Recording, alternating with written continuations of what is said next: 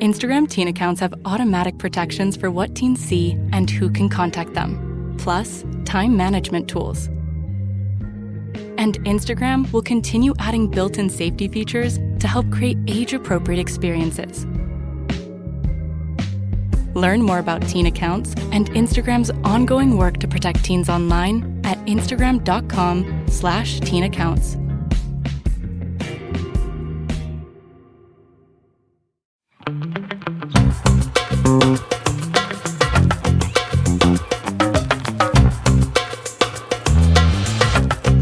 Hello! Hi. Welcome to a brand new episode of Don't Blame Me. Don't do it. We are here to give you wonderful, amazing, life-changing advice, talk about our lives, give some gossip, just like chit and chat. Yeah. We will say that this episode, you've got one big fat advice. Mm-hmm. Because it's an update. It's an update that I feel like we learned so much more. Yeah. And we were able to talk through a lot because Yes. it's a live update, which we haven't done one in a long time. Mm-hmm. And shout out to the person who did it with us because they were so great and receptive to hear everything. And what they said at the end, which I really liked, which was like, oh wow, getting an unbiased someone to look at this. I didn't think of this way. And I think that's the best part about giving give the advice that we give. It's you can see it from a 360 bird's eye view. And then also injecting our own life advice, which we kind of talked about before we even got on and knew what this was really about, but things in our own lives that were similar. The way that I wanted to be you should have heard what we were just talking about before this. But yeah, so just know that that's what the advice that you've got. That's it's one big call.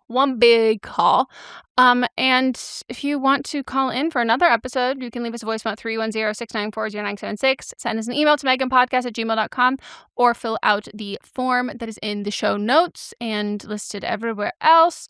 And yeah, you can also, if you got an update and you want to do a write-in update, we've done that. Or if this inspired you that you want to do a call-in update because you can see there's more advice that can be given, fill out the form as well.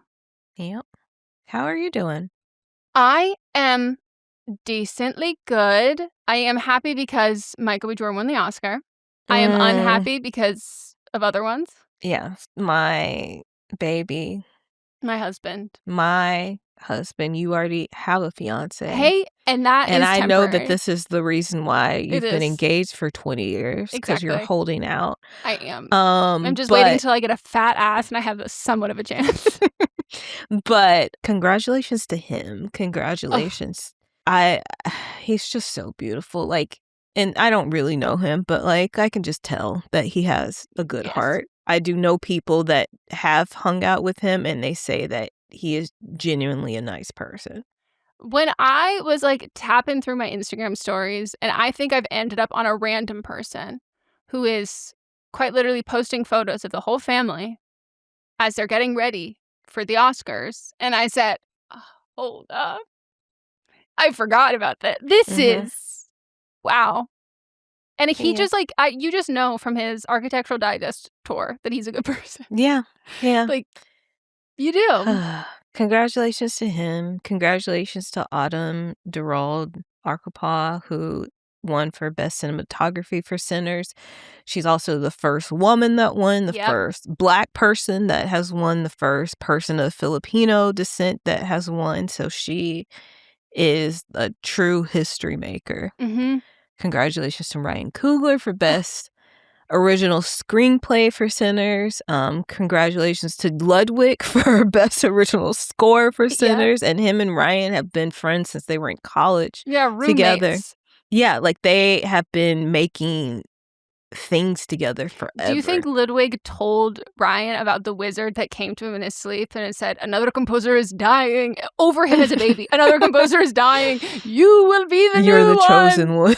That's I cannot stress enough that that He's one time. Swedish, so it's a little, he has a different accent. You know what? Hey, I think that they said it's time to mix it up. But the fact that this was a one-time joke of being wait, how is this?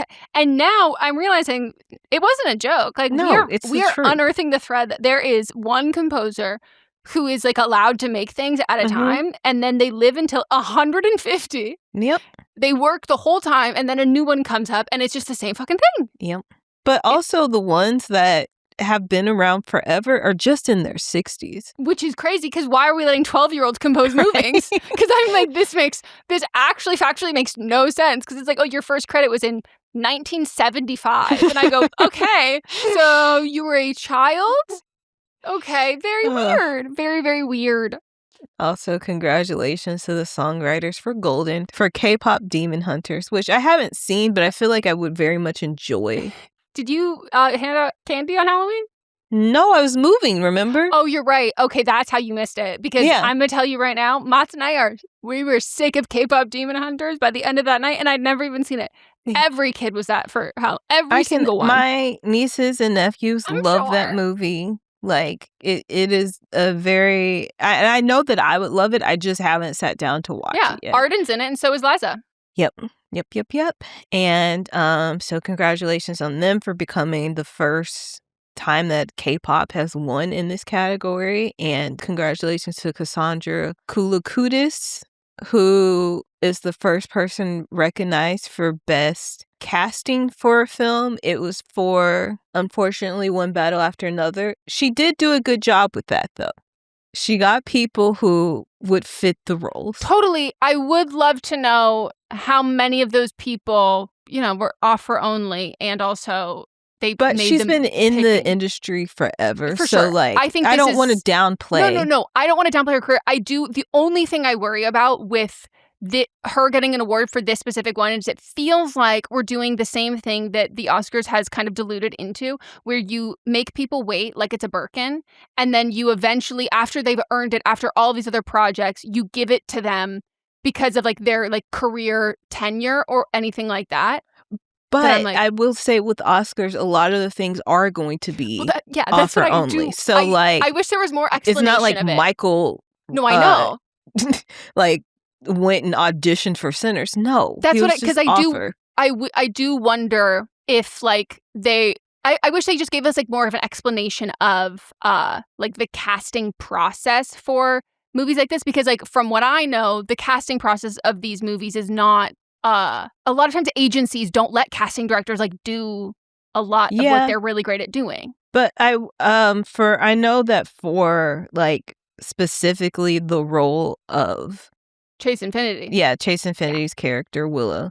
She was like one of hundreds. They had her audition repeatedly over like 3 months. Yep. So like that's even just finding her, I feel like is... Totally. I just hope this means that agencies will and studios will let casting directors do a little bit more casting. Yeah.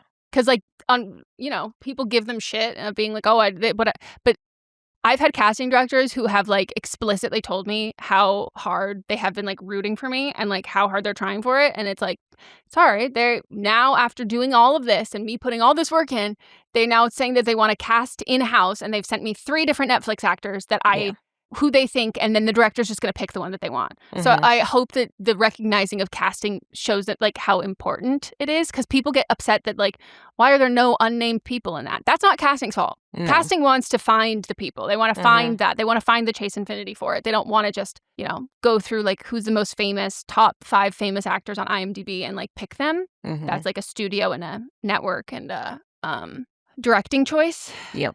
So I hope that this changes a lot for... it changes a lot. I would say it was a nice, tight award.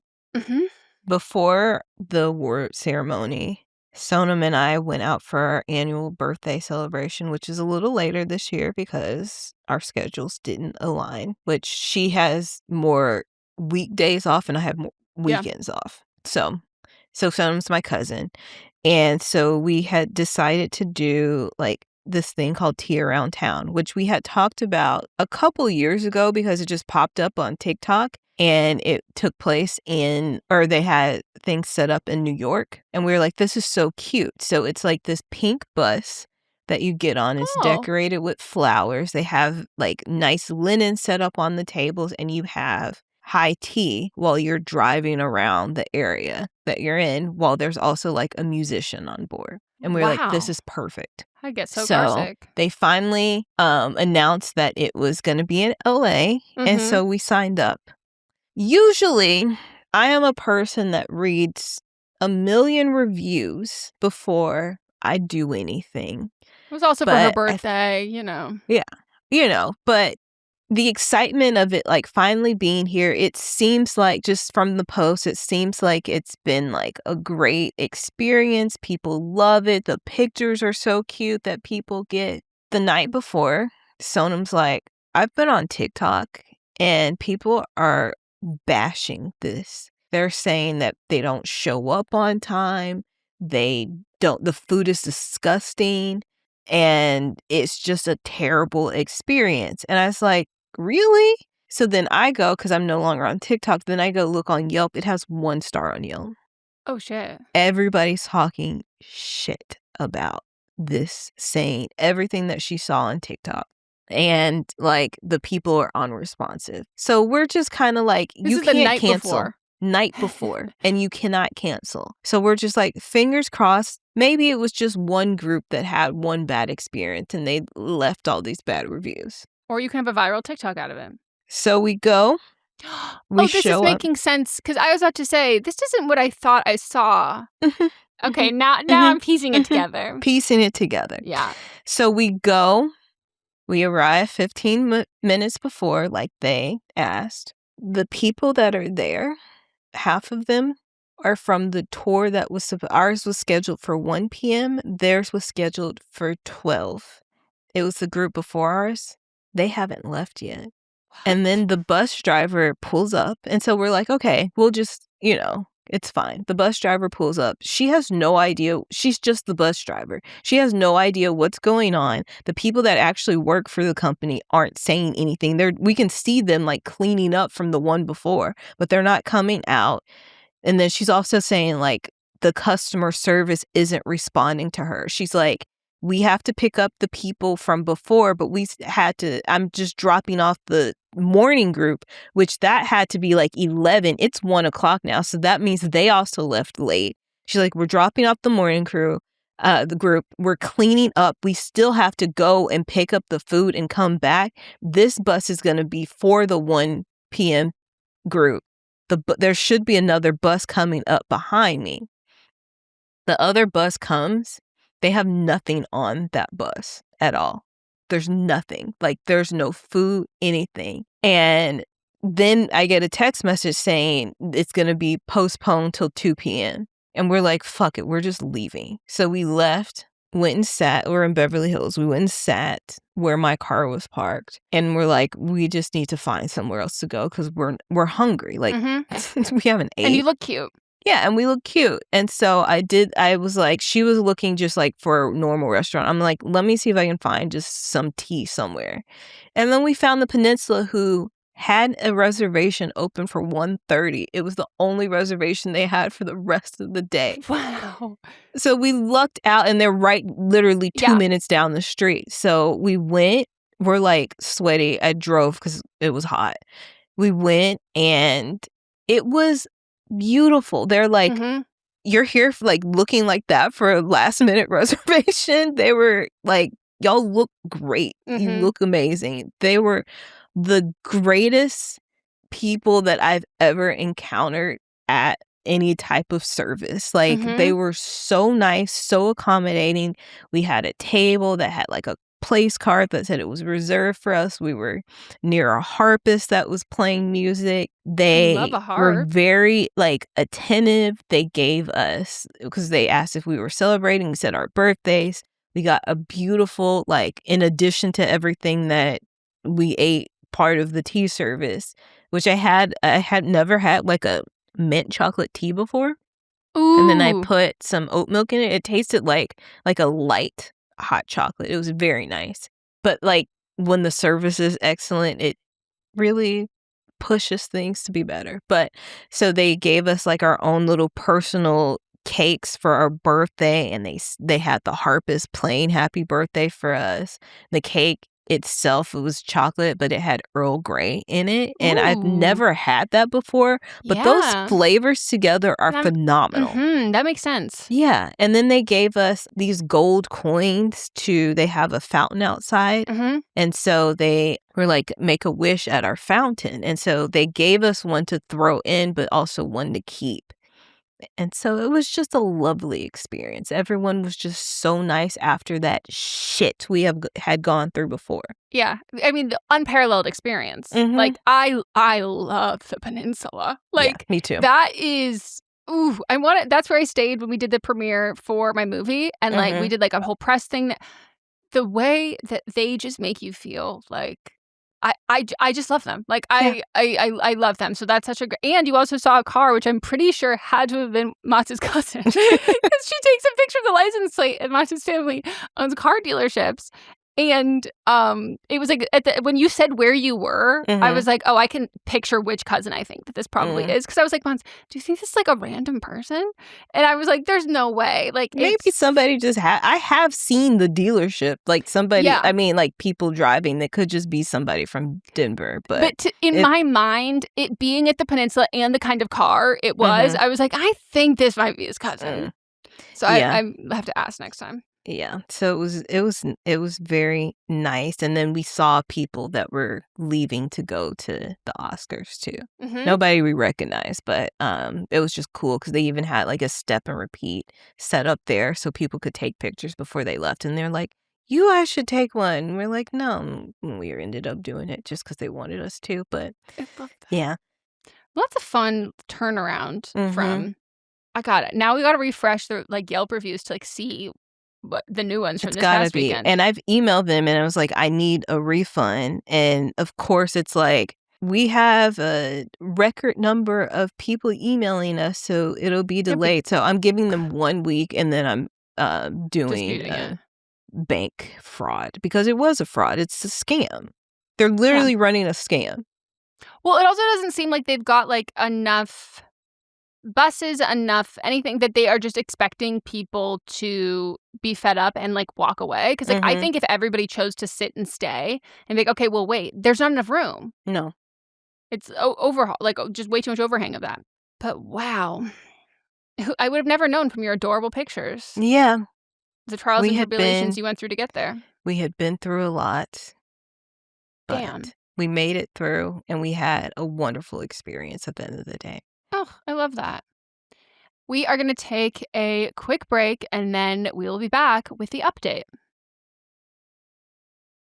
1 in 5 Americans have learn a new language on their bucket list. If that's you, because it's definitely me, make 2026 the year you finally check it off with Babbel, the language app that makes grammar fun and is actually worth your time. Learning a language with Babbel is all about small steps, big wins, and progress you can actually track and feel. Their bite-sized lessons fit easily into your daily routine and are also easy to remember. Just 10 minutes a day is enough to start seeing real results. And Babbel recognizes that real-world connections are really what makes language stick and learning a new language. So their courses are designed by over 200 language experts who are, drumroll please, thank God, a prerequisite for us, real human beings.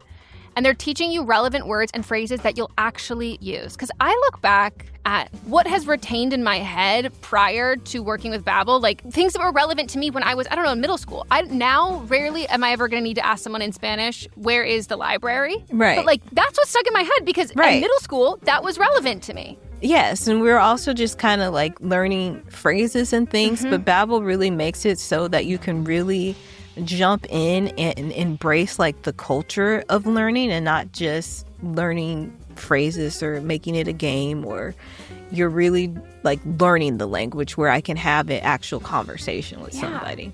And Babbel's more than just lessons. They even offer a large collection of podcasts where Babbel experts reveal language secrets and offer an inside look at local cultures. Babbel has over 25 million subscriptions sold worldwide, and with 14 languages to choose from, every course comes with a 14-day money-back guarantee. Here's a special limited time deal for our listeners. Right now, you can get up to 60% off your Babbel subscription at babbel.com/don'tblameme. Get up to 60% off at babbel.com/don'tblameme, spelled BABBEL.com/don'tblameme. Rules and restrictions may apply.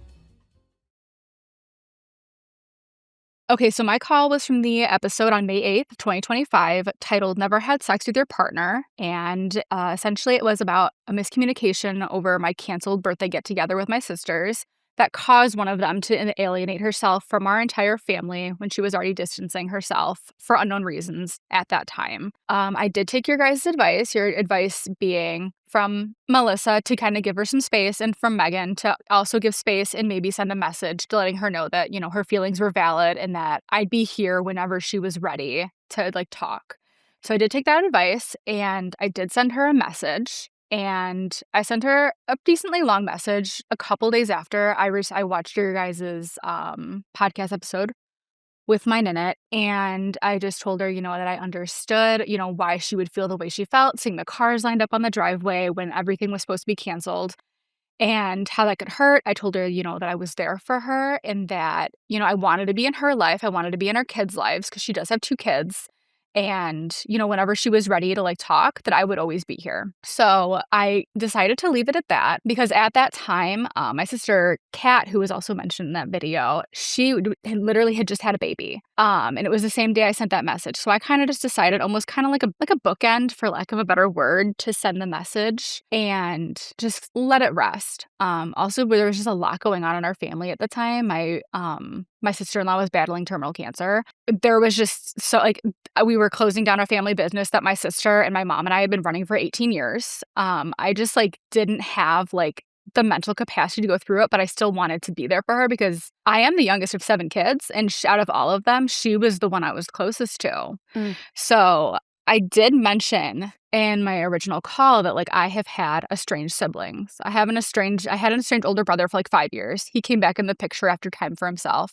And then I have an older sister, and I wouldn't mention this if it wasn't important, but it'll kind of come into play. She essentially alienated herself from our family 10 years ago and has mostly stayed that way. And it was a situation that happened between her and Tabitha. It was a miscommunication that my oldest sister blew up over. She took it out on Tabitha and just completely just ran off from everybody, including my parents. So it really sucked that Tabitha essentially did the same thing to me, and I didn't understand why. And that really sucked. So everything was quiet for a little while, and then I found out that my sister Nicole, she had been like texting and like leaving her voicemails every week, like the entire summer. And in the beginning of summer, Nicole had gotten a response back where Tabitha just said that we were all toxic drama. And everyone was a bit taken back. We were like, okay, like this is a bit nuts. And then I had found out that, and this was in May of last year, that my dad had called in for a wellness check on Tabitha because she was not responding to anybody. So I should actually have said this was just before she responded to Nicole. This was maybe like a week. Okay. And how long was this after you texted her? Same day. Oh, same day. It was literally the same day. I had sent her that message. I was literally at the hospital visiting Kat's baby. And then I was getting text messages from my mom freaking out saying, Dad just called me. He's telling me that he called a wellness check and we were going to go over there that following Monday to like just talk to her in person because she wasn't responding to them either. So that happens. Tabitha tells my dad, leave me alone entirely. I don't want anything to do with you. And it's silence for the entire summer after she tells Nicole that we're all toxic drama. Just total silence. So then September rolls around. September rolls around, and it wasn't until October I found out that Nicole had been in contact with Tabitha, had made contact and kept contact with her in September and didn't tell anybody till the end of October. And essentially, she was saying there were things that were coming up that we didn't know about. She claimed that during the wellness check that the police officer claimed that my father said some kind of accusation of trigger warning, like that there was like domestic violence going on in the house. Mm-hmm. And we were shocked. We were like, that she was being hit by her husband. So that's what Tabitha had relayed to Nicole. She was like, yeah, Dad had said this about it, and I don't want to like talk to him. She was also making claims like that the reason she wouldn't reach out to Kat and I was because we were too close to my parents. And I didn't really understand what that meant. She's like, you're too like close to them. Like, she's like, you're too close. Like, they're too close to them, so I can't talk to them. So we're kind of piecing together that the issue she's really having is with my parents. Mm-hmm. And so we're like, okay. And once we find out about, and at this point, it's only the three of us other girls who know. So it's just Nicole had told Kat about her reconnecting with Tabitha, and then Kat had told me about it. And I was like, okay, well, I'm keeping this to myself. Like, I didn't want to hurt our parents by like telling them like there was contact made and like no one said anything. It eventually all came out in a family like ours. Like, there's no secrets being kept. Mm-hmm. And it came out so messy. And eventually Kat couldn't sit with like not knowing whether or not my dad had made those accusations about my brother-in-law, so Tabitha's husband. Mm-hmm. So she essentially called my dad over and was like, hey, I need to know if like you've said this. But obviously she knew if she was doing that, she would know that someone made contact, because how else would she have had information about that wellness check? Mm-hmm.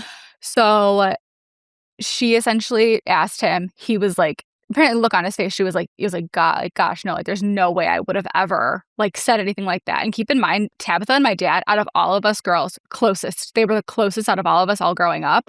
They went everywhere together, did everything together. So like this entire thing is like really crushed him, especially in comparison. So like to hear that he would do that, I was like, it was already shocking to hear.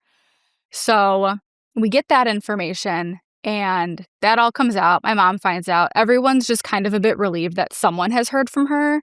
And then Kat is essentially just kind of going off the deep end, because she's like, well, Nicole is just placating her. Like, she's not actually like getting down to the root of the issue, which I don't know currently like what her relationship looks like with Nicole right now. I don't have a very close relationship with Nicole. We're like the kind of sisters who are just like, hey, like what's going on? We see each other, we talk, it's good. But like in terms of like dynamic, like we all kind of had different periods of time where we've all been close to one another. Mm-hmm. So yeah, essentially I was very upset, because out of me and Tabitha were always really close growing up. And one of the biggest issues that has been going on for like a long time is her separating herself. So I know I talked about that in my original call. I had a really close relationship with her all my life. And when she met her husband, it was the same with that as well. And when I met my husband about 2 years after she was with hers, the four of us were extremely close. When COVID happened, all of a sudden, like everything kind of took like a dramatic shift. Also, politics played a huge part in it too. They were very like, COVID is putting a chip in, like, if you get a COVID like shot, like that's like you're getting chipped from the government, like Trump stuff. Like it was really extreme, and like navigating that was like absolutely impossible. But like I went from like her husband being like a brother to me to like he only like would call me to ask me like, hey, what kind of cake does she like for her birthday? Hey, what book do you think that she would like for Christmas? And during this time, they had both had 2 kids. She was working full time. She was at a time, and you had mentioned this, Megan, like struggling like on the inside. She was dealing with like postpartum depression. So when she was dealing with that, you know, we were the ones that she was calling when like she was having anxiety attacks, she was freaking out, whatever. And this was going on up until like when I called in on my birthday. And we were all kind of the ones rallying and who were there for her, while her husband was going on like paintball trips, like for weekends, like just spending like days and days away. And so we could see that there was a disconnect there. And like my mom had gently tried to point things out, but she refused to like see it or acknowledge the fact that maybe that there was an issue going on at home. So we've been aware that like there could be something internally like happening that we're not around there for. But like whenever we would see her, she was always like a crying mess in front of my mom. And totally okay. But then when it came to like us, she was constantly, we found out later that she was constantly telling my mom that she felt like she was left out by specifically Kat and Nicole, not me.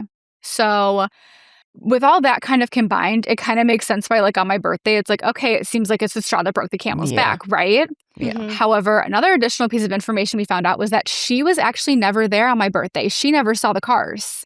It was her husband. She never came to drop my present off on the porch. She asked him to do it. And from what we gather is we just assume that he called her, texted her, you know, when he got home, he told her. So she never even was going to show up on my birthday. And so when Kat and Nicole were like, hey, come in, let's talk about this. Well, of course she couldn't come in because she wasn't there. Mm. So that was essentially a mess. So I only found that information out in December. So my sister-in-law, she unfortunately, she passed a couple days before Christmas. Oof, I'm sorry. Thank you. And so a few days after she had, I got a phone call at 9:00 in the morning, like December 22nd or 21st. And it was from Tabitha. She was apologizing. She said that she felt terrible. She's like, I haven't said anything because I felt so much shame about how, like, I ran off. She's like, you never did anything. I feel so bad. Like, it was never like, she's like, you out of everyone. She's like, it wasn't like anything you did. And I kind of was a bit like silent. I really didn't know what to say. So and she's like, you know, I want you to be like in my life. I want that. And I just kind of zoned back into the advice you guys had given me, which was like, you know, if she ends up, you know, just like coming back in, like give her that space and like you don't need to like grill her and like whatever about like what was going on in her life. And I totally was like, yeah, like if she needed that space, I get it. And I told her as such as well. And so I just told her, I was like, you know, what you did like really hurt. Like I don't understand like why it took 9 months. Mm-hmm. So she apologized for everything. I essentially told her I wanted to have a bigger conversation about her and her husband. Because also within all of this, I had found out that like she had been calling me spoiled and entitled behind my back. And her husband had been talking about me really negatively for a long time. And this was coming from Kat's husband. And I'm not sure why this is popping up now. But I was like, I had told her, I was like, I was very kind about it. I just said, hey, like, I would just like to sit down with like all of us. And like, I know there's been a disconnect, you know, for whatever reason, like for whatever reason, in quotes, honestly, since the pandemic and COVID, like things have been so messed up. Like the four of us used to hang out and go see movies and like do everything together. And now like your husband barely can even look at me or say hi to me like on Christmas. Like all of a sudden he hated me. And I was just like, I just want to talk everything out. I was like, I really hope we can talk soon. I was like, I want you to be a part of my life too. 3 months have gone by and I've heard nothing. Huh. At all. Did she say yes when you said like I want to have a bigger conversation? Yeah, and I had told her, yeah. Okay. I had told her, I had said, I was like, I would like to talk like to like both of you. I was like, you know, it can be separate and it can also be together. I'm like, but I do like I wanted to like, air the whole thing out, right? Like every single issue, let's just lay it on the table and like get it over with. Like I can't do this anymore. And she was like, well, yeah, he'll do it for me, is what she said. And I was like, her husband, like he'll have the conversation for me. And I said, yeah. Oh, like in lieu of her? Yeah, like a proxy? No. Oh, like he'll do this thing as doing me a solid. Like he'll just do it. Yeah, like he'll do me a favor. Okay. Like he'll do it for me. And gotcha. I essentially was like, this dude, like he referred to me like as his little sister. Like if he can't sit and have a conversation with me about his problems, like I don't want to do this. I didn't word it to her like that. I just told her, I was like, whenever like, you know, we can all have this together, like I want to have that conversation. And she's like, no, I want to have that conversation too. And it's been total like radio silence, like nothing. Did you like, I don't know, like if you celebrate holidays or anything, was she around during that time or? So Christmas came by. Obviously that was like only a couple days after she first reached out. She wished me a Merry Christmas. I said the same to her. I also like, I had sent both of her kids' birthdays were in the summer and it felt so wrong of me to like not acknowledge that. So I sent like a card in the mail. I also sent them a card in the mail for Christmas. And then I saw her at like the celebration of life for my sister-in-law. Nothing. Her husband entirely ignored me. She said like hi to me and then just was off in the crowd of people, which like that wasn't the time and place to bring anything up, not at all. Yeah. That was not about that. However, part of me now thinks that like maybe she reached out because like she thought like I would do or say something maybe at the celebration of life. Yeah, like to maybe keep she appearances. Thought that, like didn't want people thinking that there was something going on. Right. So, but anyway, though, like she didn't spend any time like sitting with us or talking with us. But like I said, like it wasn't the time for it anyways. Right. So I kind of like grappled with myself for a while. I was like in January, I was kind of thinking, I was like, did I not give her like a clear indication that like the ball was in her court? Like, hey, like I want to have a conversation with you when you're ready. But then I'm like, I did. Like I essentially told her like, hey, like when you're ready, like I'm here. But I'm kind of sitting here like 3 months later. Ironically, my birthday in like however many, it's supposed to be like the 1 year anniversary of like all this like stupid drama. And I'm just like, I'm so done with it. And it's like, I found out another piece of information last week, which is that she has seemingly reconnected with our eldest sister who's been alienated from the family for the past 10 years. And I'm thinking it has a big reason as to why she has not rekindled with the rest of us. I had a very toxic kind of relationship with my oldest sister. She was very, very cruel to me growing up. I mean, there's a 9-year age gap, but like she was very terrible to me. And I mean, the funny thing is Tabitha experienced this too. She was also the catalyst as to why our eldest sister, Stacy, eventually just like left the whole family. And it destroyed her for years. Like she blamed herself as to why Stacy removed herself from the family. And now suddenly they're talking. The way I found out about it was the stupidest way, but yeah, they're now like talking. And with how Stacy was very negative towards my mom, like growing up, she would tell her friends. My mom, she has struggled a lot with like medically, like a lot of like she's had like a lot of like knee replacements, back problems. She would like tell her friends that my mom was like a drug addict, and she was like this, that, and the other thing. Just really terrible things, really, really like awful. Yeah, and she was like the oldest daughter, so she was kind of treated like a little bit like the princess, especially like, by my dad. So when all this like kind of happened and like we had the falling out with her, it was kind of like a long time coming when it came to Stacy. It was just like we knew that like once she was gone, like we were never going to hear from her again, like unless we all told her that like she was right and she was perfect, like it was never going to happen. Yeah. So to know that she's talking to like her, and it made a lot more sense to me. Because in combination with that, my mom has reached out every once in a while to Stacy to just let her, like, she's her daughter. She'll always say, like, I'm thinking about you. I miss you. And Stacy never has ever reached back out to my mom to respond to one of those messages in the 10 years she hasn't been around. But this past October, she reached out and said that my mom needed to apologize and take accountability for messing up every single one of our lives. So I hear that, and like I know that Tabitha is now connected to that, and I'm like, okay, there's like clearly like a bred hatred going on from my mother that's going through Tabitha now, which is wild because Tabitha was always so close to my mom. Like whenever like she had problems or she was struggling with the kids, like my mom was the one she went to when she was having a hard time. But now it's like it's all turned. So now I'm just kind of in this position where I'm like, I don't know what to do, but I want to be over it. Part of me is wondering if Nicole knows about this, if she knows that she's talking to Stacy, but I'm afraid to ask her. And I've been kind of sitting with that for like weeks now, and I've only told my husband. I haven't told anybody because I know that if I were to tell somebody, I would blow up my entire family, quite literally. Well, not to be unkind, it seems like a lot of them are doing it on their own. So like, I don't think you need to be a peacekeeper and like try to like not contribute to that, because like clearly there are people doing that without the goal of like fixing or repairing. And for you, like you're trying to figure out what's going on. I don't think you have malicious intention. And I think there's a lot of other trying people to get to the root to whatever so, thing like, is. I wouldn't carry like the burden for yourself of like, trying to keep it together. It just like it came like so sudden. Like it was just like all of a sudden it's just like we became the enemy, and like nobody knows why. And like I think I blame her husband. I blame her husband. Yeah. Like, to be fully frank. My parents are in the same ideal. Yeah. Does he have family? Yes. So before they got married, his mother was actually terrible to Tabitha. Like she treated her horrifically. Like she would come home like crying, sobbing, like, why does my boyfriend's mom hate me? After they got married and then she had a kid, all of a sudden she's wonderful. She's great. She's watching the kids. We go to Thanksgiving over there, which like my parents don't hold like, they understand that like as we've grown up, we all have our own lives.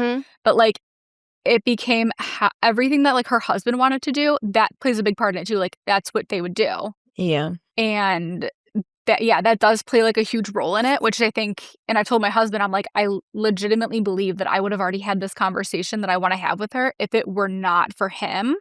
But unfortunately, like there's so many issues with him as well. I mean, it's a lot.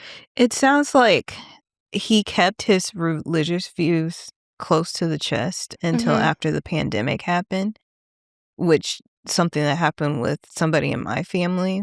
So, like, it might have been where, like, things got triggered where he could be more open, and now he's talking about it more with your sister and has gotten her on that side, and then is because of that, because of your political beliefs and your family's political beliefs, he is creating a world where she only has him and his family. Well, COVID was like a forced isolation. And so for how old is he? Literally, he just turned 40. Oh, okay. Take it back. Never mind. He's a couple years older. She just turned 36. Okay. Because, so, the forced isolation is like a tactic in abusive relationships. And like with COVID, that was like forced isolation. And a lot of men don't ever deal with their like own mental health issues and like their paranoia and like anxiety and OCD, which they just view as like, oh, I'm correct, I'm right. And it's like, no, you're experiencing like paranoia, and then you're seeking out, if he was raised religious, seeking out religion, seeking out all of this confirmation kind of bias. And then she is postpartum probably also self-isolating a little bit, and it struck as an opportunity that like with COVID needing to isolate, you being postpartum and self-isolating, getting his claws in her in a way that like, I could see her feeling like. Are you more opinionated than Nicole, or are you more like straightforward? No, honestly, I think I kind of fail in the like baby of the family who's like loud about everything. I'm like a keep the peace. Like, I'll be honest about something, but like I try to be as kind, and I try to be very kind and straightforward. And but like I don't say anything unless I feel like it's absolutely necessary. Nicole, she is 100% the peacekeeper, and she won't bring up the problems she has just to keep the peace. And that's why she reached out to Nicole, and that's why that's the only one she's talking to, because it's probably the one that he feels the most confident that won't change the current dynamics that they've like set in place. Yeah, which hearing that like makes a lot of sense. I didn't look at it from like that perspective. Yeah. Because like this entire time I've looked at it like I was the one that like growing up it was like the closest to that like you would always come to, and like now like I was essentially like, I'm like, you reached out to our estranged sister of 10 years before you even talked to me. And I'm like, I was so baffled and hurt. So I was like, but hearing that makes so much sense. Well, think of him like he's in the driver's seat. I don't think she is making the decisions. Even if she thinks that she is, I think he's probably being like, have you ever thought to like reach out to your oldest sister? Like, have you ever, like, in a way that like telling her that makes her think it's her idea. And like, it's in a way that like, it all is very, because like 7 kids is a lot of fucking kids. And for the fact for her to only reach out to the one who's estranged, and then the one who is like the ultimate peacekeeper, who even like kept it from everybody that they were in contact, who's like probably not getting like digging down deeper to it. It's not even like, I think for him, it's probably a tactic to make her feel a little bit crazier that she is being isolated, because he can point to, you're not isolated, like you still talk to Nicole, I would never have you cut off from your family. And even like with dropping off your birthday present, I think he chose to do that. Yes, he chose to do it. Like it might have been like, I'm getting her a birthday present, and he's like, okay, I'll go drop it off just so that we're being nice, but still keeping the distance, so then she couldn't actually go talk to you, which is what she probably did want to do. And things like that hurt your feelings and makes then because the goal with this kind of stuff is like you poison, like he said, like you're spoiled, all that. You poison the ideas and the views that they have of the people in their life. And then you have that person act in a way that hurts the people in their life. So then you're having them pull apart from both sides. So you're giving this person space because like you're actively doing things that hurt me. You're like saying things, you're, making me feel like I'm reaching out and we're going to connect, and then you ignore me. And then you're also being poisoned, continued again and again about the rest of our family. So you're having to pull away more. So it just is like a separation of that. And I also do wonder if her saying that she said that the cop said that your dad had accused him of DV. I do wonder if that was a little bit of her trying to gauge would anyone believe if that was true? Not that would anyone believe if dad did that? Would anyone believe that my husband would do that? To kind of like see where that's at? Because if she's been isolated for this long and like his mom is watching the kids and all of that kind of stuff, she probably like her husband thinks that he hangs the moon and the sun in the sky, and then the other people in their life probably validate that.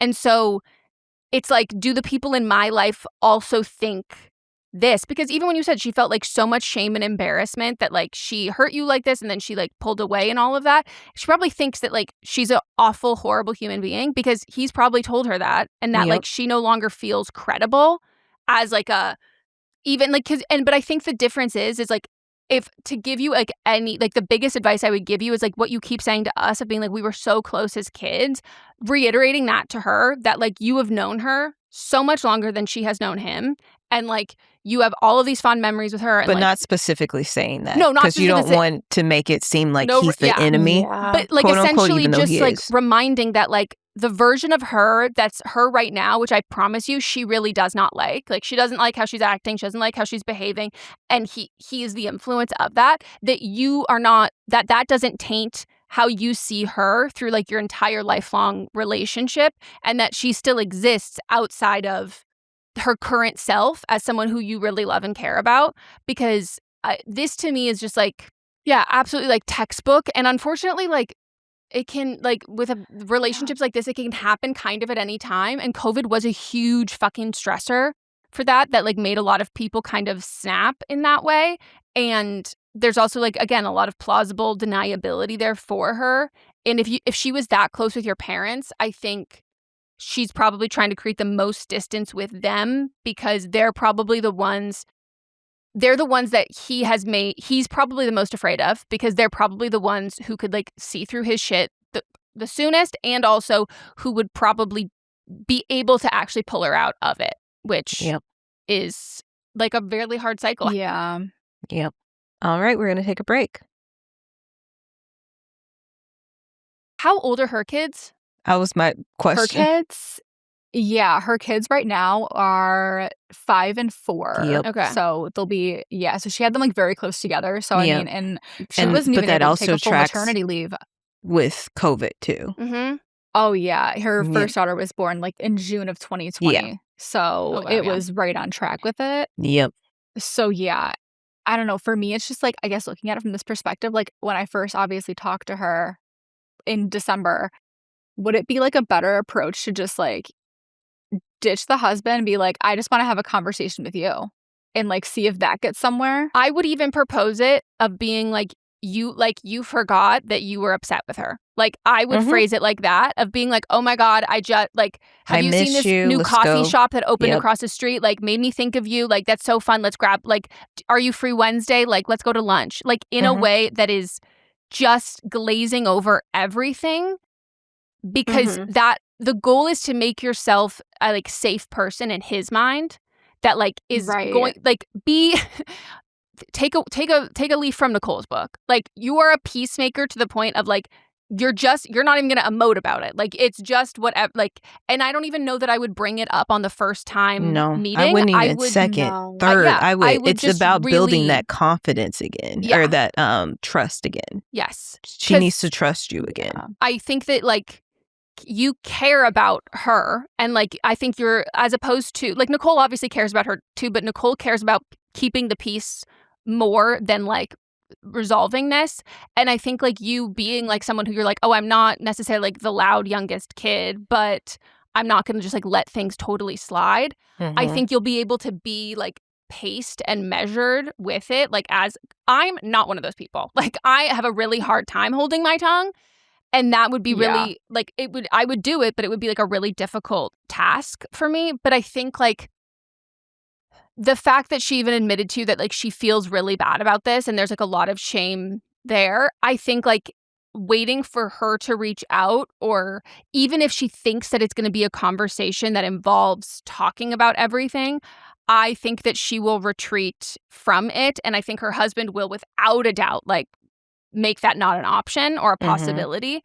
But he just needs to think that like everybody's on his side and that parents are evil and all of these things. And I'm not saying that you have to like participate in that conversation, but just not even bringing it up yet, because I think she'll probably go back to the place of, you know, like you said, like you'd see her really struggling with like the kids, and he was just like off doing his own thing. And I think that she will start to feel comfortable and like share that with you again. And then I think that's when you come up with a plan with your parents and the rest of the siblings to figure out how you can help her get out of this. But like if I was her, I would feel almost as if it was like a lost cause. Like I was too far into it. It was too far deep. And it was like, oh my God, he got this like perfect circumstance of COVID, me having 2 back-to-back babies. I already have a sister who's estranged. And like all of these things like happened in perfect timing that, which by the way, they don't always happen perfect. A lot of time it's contrived to do that and all of those things.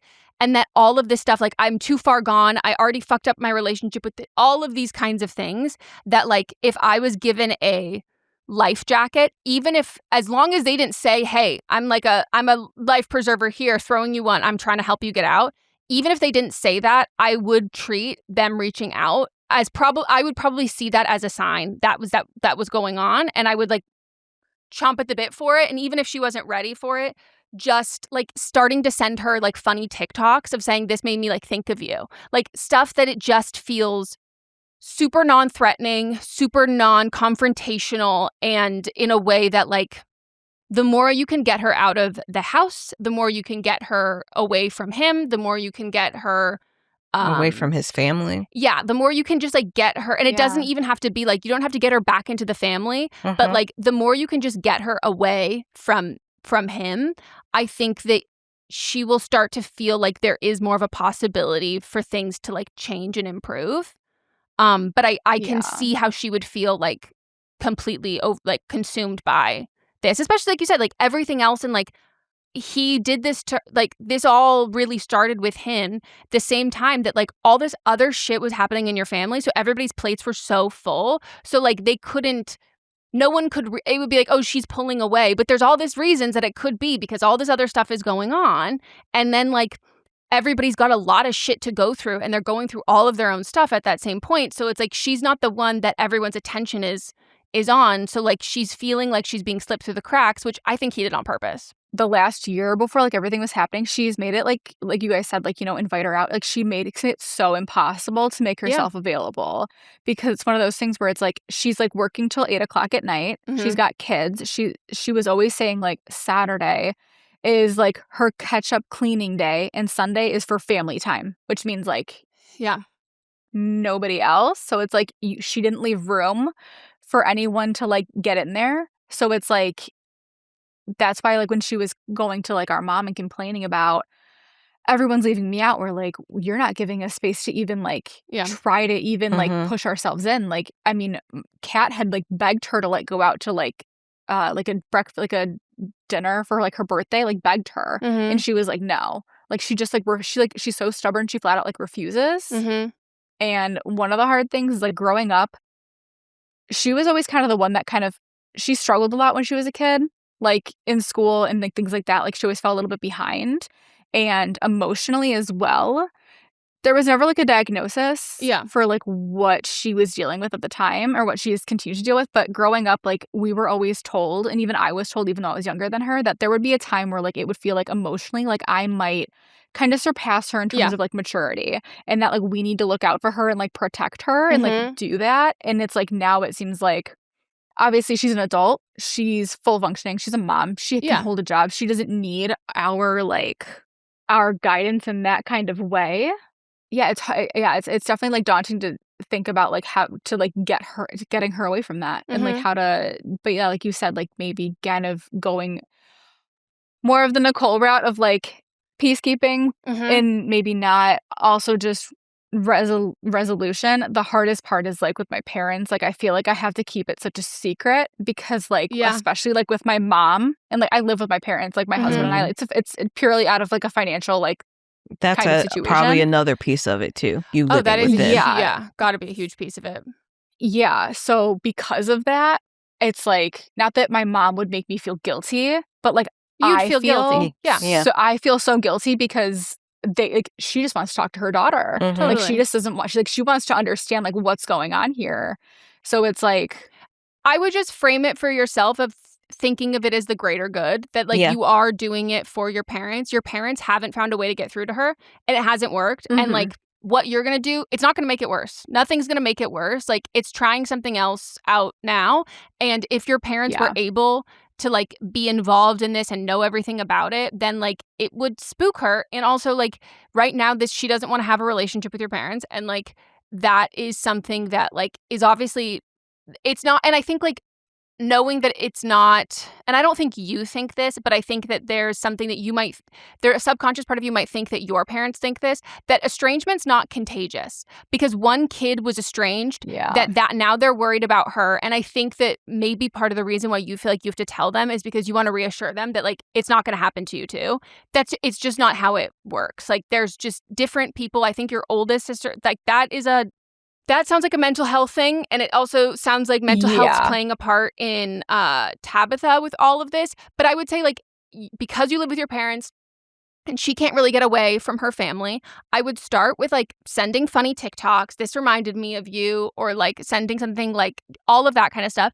And then I would like, send some flowers on a Saturday when she's cleaning, or just be like, hey, like just pop by. Like, I know that today's like your catch-up cleaning day. Do you want me to like take the kids out for ice cream for a bit so like you can have some space? Like just anything that involves that, like just inserting yourself into the like just inserting yourself there. And even if it's like, hey, you showing up and being like, hey, I made way, way, way too many brownies. Like I cannot eat all of these. Like I'm dropping them off on the porch.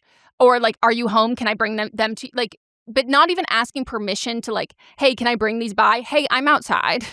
I have these brownies. Like, like are I'm you there. here? Yeah. Like, I want to give these to you. Or like, I have something. I don't really want to leave it on the porch, or I'll just leave it on the porch. Anything like that. And like, not necessarily expecting that one action will lead to her being like, oh, come inside, let's talk. But knowing that like, you just need to identify yourself as like a non-threatening, safe person. And like, I know this sounds like weird, but like I do think sometimes with these kinds of things, thinking of it like Scientology, and if you've ever seen like Leah Remini like talk about like, or like Katie Holmes getting out of Scientology, like playing a role, playing a part, and playing like the long game of being like, I need to deceive you into trusting me so you can like start to trust yourself again, because like you're not trusting yourself. Like you're being manipulated and controlled, and like it's a long game, and it might take a while.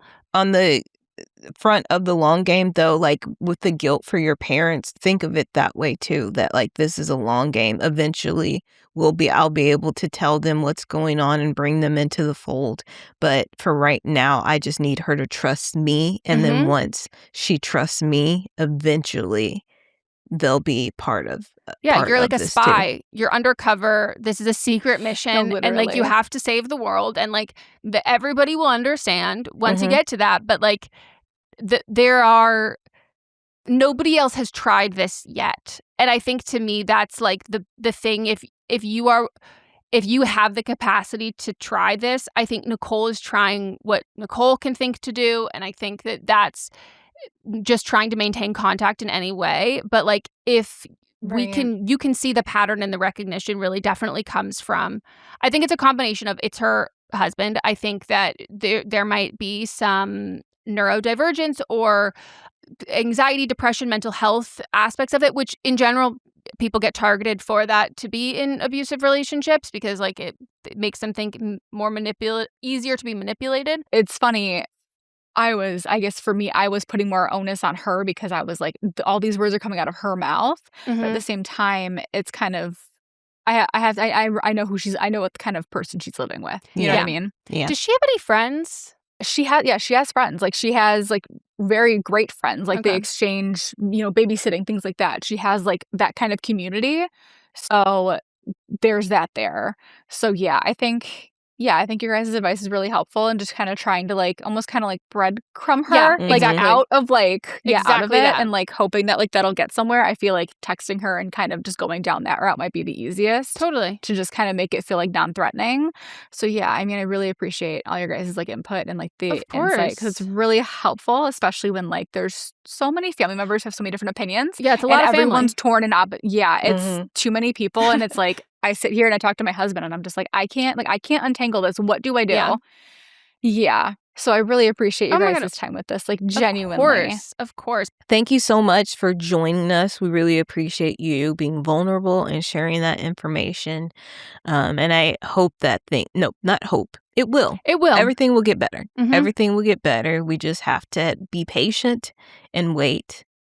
And everything will work itself out. And if anybody has any personal experience or any additional advice that either helped them get through it from if you were the sister in the situation or if you're any sister in the situation, like you're or someone close to it, if you went through it personally or watched someone go through it by proxy, we obviously gave some advice for that. But if you have any additional one, I'm sure they'd love to hear it.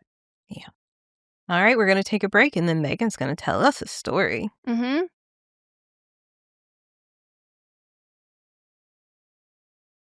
We're back. I got a text message on this past weekend, and it's or it was earlier than that, and I had to catch up on them.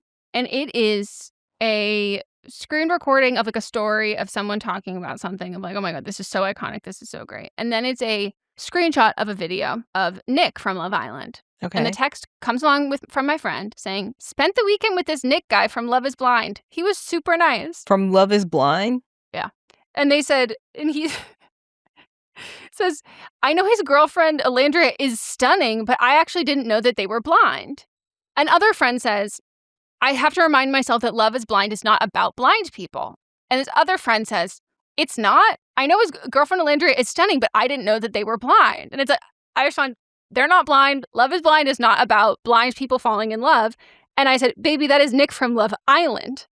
I can't believe you didn't tell me sooner. I was a day one Nick Alandria stan to the point where when we went to a Sparks game, someone came up to me and said, I love your TikToks about Nick Alandria.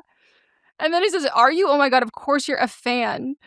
And they were like, had absolutely no idea and was basically saying like, oh, he was like so lovely and so nice. And then I guess like this, because it was for work. Mm-hmm. And so there was like a brand activation and whatever, like captions on Instagram pictures and all of that stuff. And so then it started everyone, like the initial video that they had sent was of someone being like, oh my God, I'm obsessed with this brand. Like they're being so funny, like with Nick, all of that. And I'm like, you didn't even know what you were doing. Like you fully just were, this is how funny you are, point blank. You didn't even know how funny you were being. And everyone was like loving their work. And it's like, oh my God, he's such a great guy. And I'm like, I can't believe you were with Nick from Love Island and you didn't tell me. Granted, you did tell me later after it happened, but you did say Love is Blind. Incredible. And I was just like, oh my God. I had so many questions for him and Alandria. Do you see her at the Vanity Fair Oscars party? I did. Oh, and she was in the photo booth and it was her first time there. And everyone who was like right by watching her take pictures being like, here, hold my Oscar for the picture. So she's like holding other people's Oscars in the photo because they were like, dude, she was like, no, it's okay. And they're like, no, come on, get the real experience. And I was like, I love her to death. You know we talked about how white people smell like milk? Yep. Did I tell you that? Or like wet dog after it rains. Yeah, but that one's not applicable to what I'm about to say. We're focusing on the milk part. Okay. Did you know that like the new hottest trend in perfume is milk scented perfume? And hottest trend among whites? I was about to say, as far as I've seen, the people who tend to gravitate towards it seem to be the most looking like me. And it's like this whole thing. And I'm like laughing because I'm like, I have like I forget, it's like a milky kind of perfume, whatever. It doesn't smell like milk. It smells like, I don't know, like a warm vanilla, kind of like creamy vanilla smell. Okay. And I'm like, oh, I like it. But every time I look at these videos of people being like, just looking for milk fragrances, I'm like laughing to myself because I'm like, has nobody had conversation? I need to go get some. My foundation is running out, so I need to go get some this weekend. So I'm going to find some to smell it and then report back Please. because I'm sure it's disgusting. Well, I just keep thinking that like now every person who said that white people smell like milk, it's just now they're spraying it on themselves. It's a purposeful smell. Yeah, and now it's gonna be like, damn, I said white people smelled like milk before. They smell even milkier now. Oh my gosh. Ugh. I thought of you. Thank you. This was a very full weekend. I had like sorority meeting on Saturday morning starting at 9. And then afterwards I had new members to the chapter meeting. I'm like, I've been in a sorority for over 20 years. I think I'm good. But I still went because I had to go. Yep. And then after Samantha and I went to a spa, which was for my birthday. Like, this was a birthday weekend too. I love that. And so we went to a spa that I don't usually go to, not the one that I usually go to. We went to one and it was lovely. Like, it is so beautiful. We should go. But they have like pools and they have the things that the most well-known spa has, but that's here in LA, Korean spa.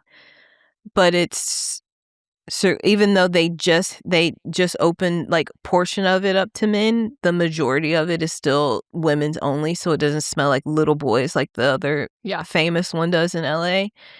And also, like, your cell phone doesn't work in there, so nobody's on their phones. It's just lovely. It was great.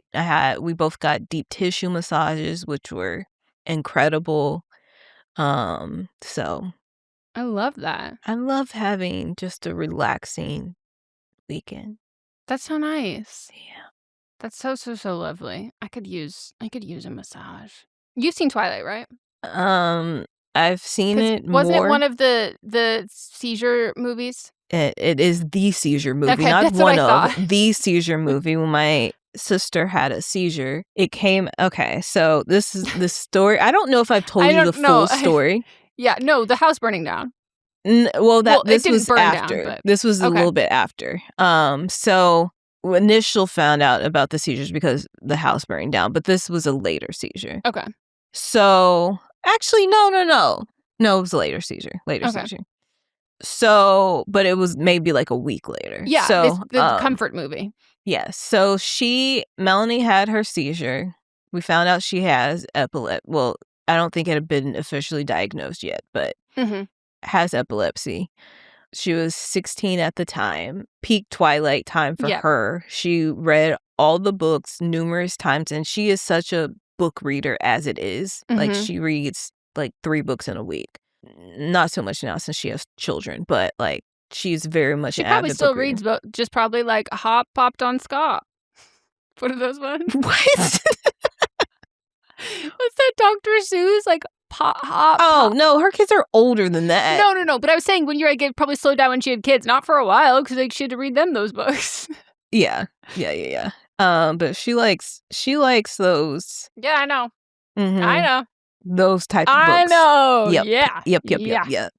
So she was very much into Twilight, saw the movie, like, very much there. So when she had her seizure, I didn't know at the time, but her ex-boyfriend, I had let him know what was happening, but I didn't realize that he was now her ex-boyfriend. Yeah. And so I told him, and he came, and then her current boyfriend, who is also her husband now, also showed up. So it was very awkward because I didn't know what was going on. She didn't tell me. So, but they both got her Twilight movies. Oh, I didn't know they both DVD. brought Yeah, them. they both brought it. Did anyone bring the deluxe edition? Because that's how I would make my choice. No, but I don't think. It might have been before the deluxe because it was like this movie was freshly out. Yeah. So then afterwards, I like stayed with her because I was, that makes sense. I had just graduated from college, so I didn't have anything to do all day, and so I was with her, but all she wanted to watch was Twilight. But she was sleeping most of the day, so she would go to sleep, but then like would want it to still be on when she woke up. Yep.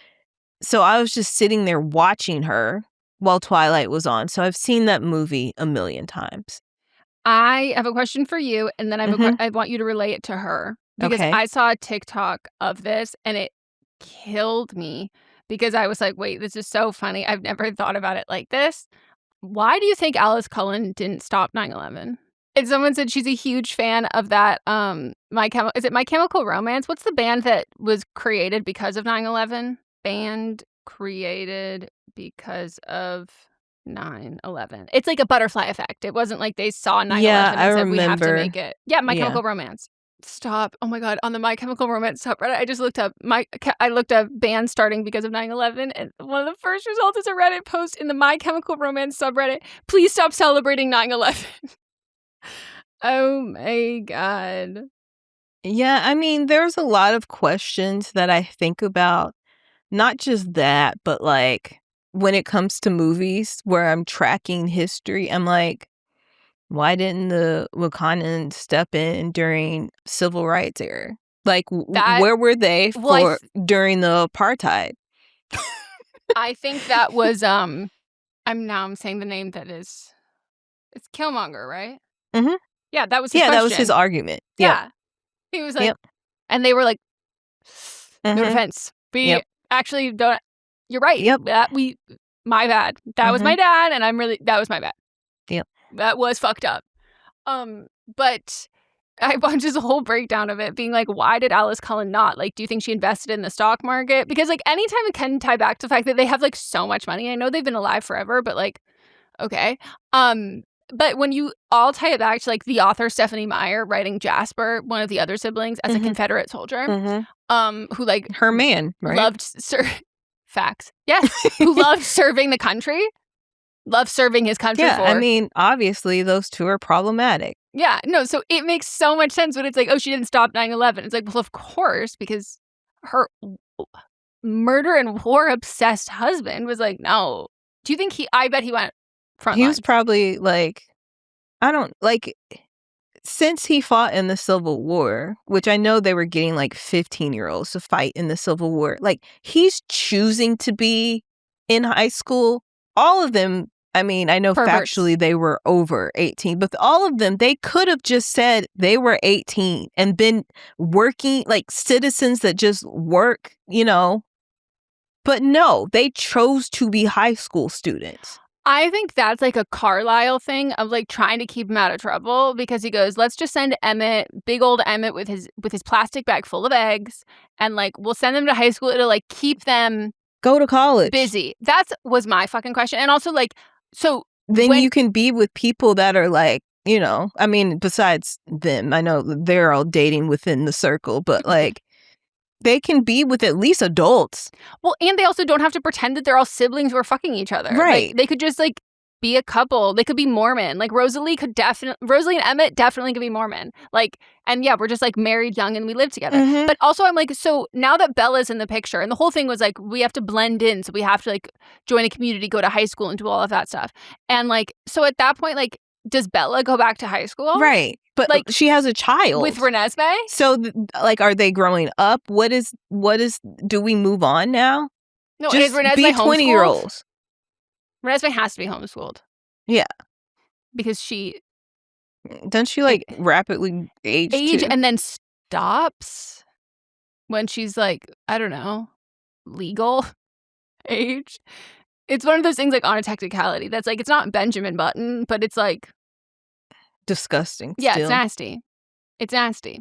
But I just thought, damn, like there's so many things that Alice Cullen could have stopped that she chose not to. But like, she desperately has to be involved in all these vampire business.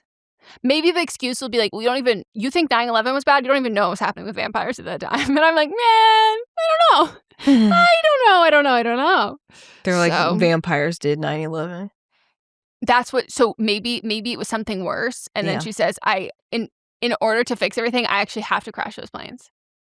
I blame Alice Cullen. That flippy little hair. Should have never tried. Like, that's terrible how you know. Wig. That, and the fact, not terrible wig, terrible wigs. Because every movie they gave him a new one, which was somehow worse. Yeah. The way that they gave Rosalie that thick wig with all that hair she had under it. Just sitting on top of her actual hair. And you can see it. It was, the forehead is crazy. Like, it's objectively her hair is like 4 inches above. It's so insane. But Mr. Fantastic is there. Who? What? From Superman.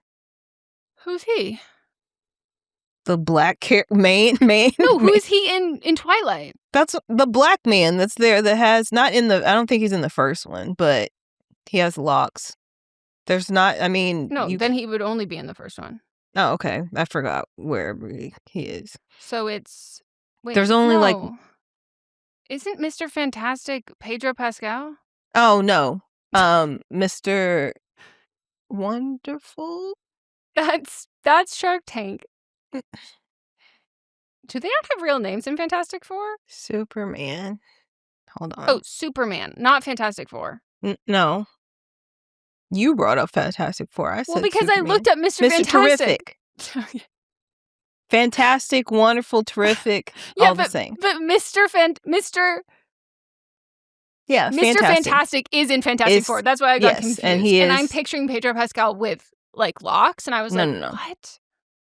Speaking of his hair, I hate his mustache being gone. No, I know it's for a role, but I hate it. I hate it so much. It's like they took it and divvied it up between other men who like can't grow facial hair, so they give Timothy Chalamet a little bit, and then they give Leo a little bit more of it. I gotta say, he looks better with the little mustache. No, I saw someone who was like, what did they do to Leo's face in the span of like 60 days? Like, he looks like a whole new man. He does. And I'm like, do you think that was just like a lymphatic drainage massage or like a gua sha, or like he was fighting some like infection that he was on a steroid for, or like something? Maybe. But when I saw that, I was like, it's like they took Pedro Pascal's mustache, but then they had like, oh, we still have some remnants. Let's give that to Timothy Chalamet. Mm-hmm. And Timothy Chalamet. They took his chin hairs and put it on Timothy Chalamet, and took his mustache and put it on Leo. Yep. But wow, I don't like it without it. I need it there. I just can't reckon. Like, to me, I'm like. I saw him. I was like, that's him, but I didn't like it. He played Laurent. That's what I thought. Okay, that's in the first movie. Actually, he might be in more than one. I think he's in more than one. I feel like, when were they fighting with the big animals? That was later. That was later. Yeah, he was there, wasn't he? Honestly, they all smushed together. He's in. There's always one we skip, so he's I don't killed know the what New happened.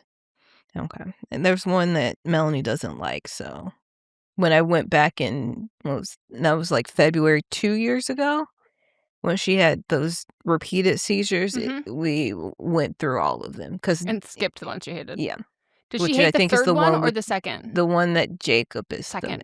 Okay. Yeah, I've never seen that one. So. Well, based on her book preferences, she would without a doubt be an Edward girl. Like, I had no doubt about that.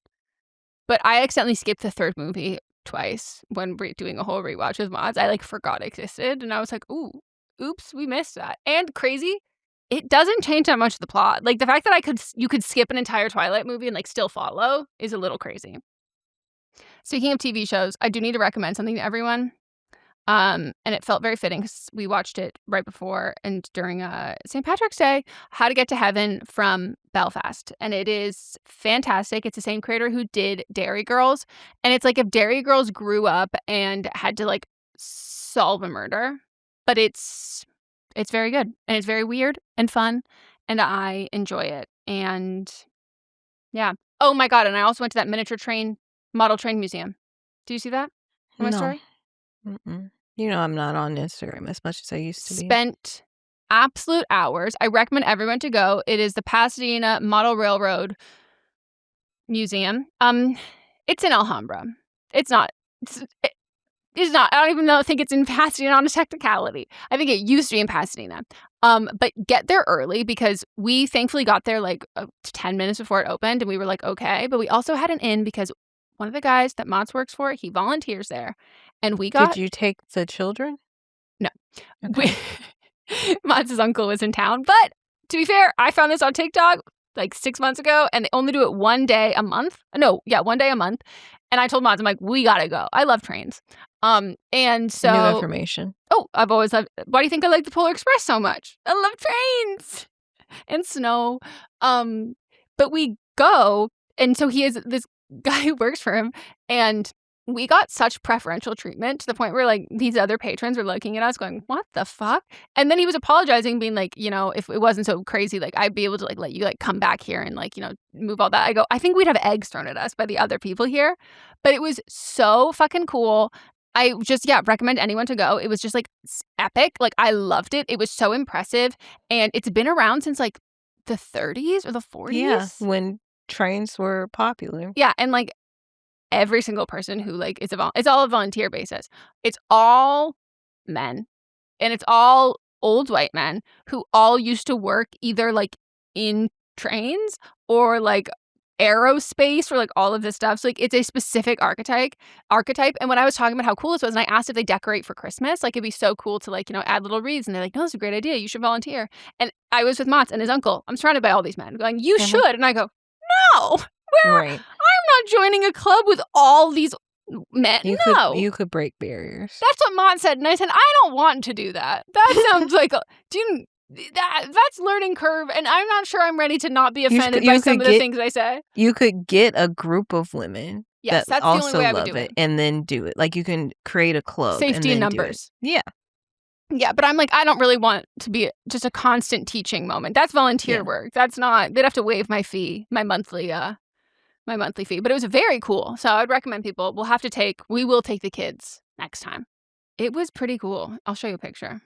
But it's huge. Look real. I know. It's really fucking huge. Like it feels like it spans like that's as you can get for scale. Those are people on this side. Yeah, I can see them. It's crazy. That's why I was like, it doesn't look real. Mm-hmm. All right. Well, thank you for joining us. Join us on Thursday for But Am I Watching, where we are doing burlesque. Burlesque.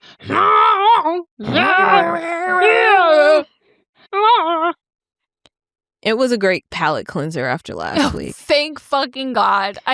Max and I he kept saying like, this is so much better. Yeah, it is. I'm going to say it right now. You've heard a sneak peek. Burlesque is better than one battle after another. And I agree. Overwhelmingly. I agree. And remember, you can write in. You can send us an email to meghanpodcast at gmail.com. You can send us a little note on Instagram. We still are doing live updates if you want. You can fill out the form. You can also call us. Calling is still an option. And we have 2 podcasts, in case you didn't know. But Am I Watching is its own thing. Mm-hmm. All right. Bye. Bye.